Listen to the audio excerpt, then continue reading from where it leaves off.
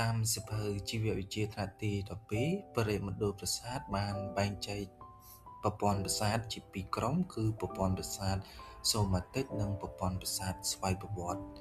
ប្រព័ន្ធប្រាសាទសូម៉ាទិកគឺជាប្រព័ន្ធប្រាសាទមួយដែលស្ថិតនៅក្រោមការបញ្ជារបស់ខួរក្បាលឧទាហរណ៍ដូចជាការរត់ជាដើមអញ្ចឹងនៅពេលដែលយើងរត់យើងអាចបញ្ជាឲ្យ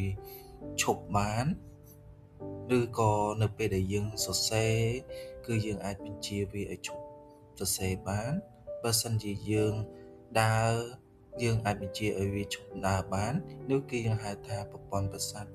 សូម៉ាទិកគឺជាប្រព័ន្ធប្រសាទដែលស្ថិតនៅក្រោមការបញ្ជារបស់ខួរក្បាលហើយមានប្រព័ន្ធប្រសាទមួយទៀតគឺប្រព័ន្ធប្រសាទ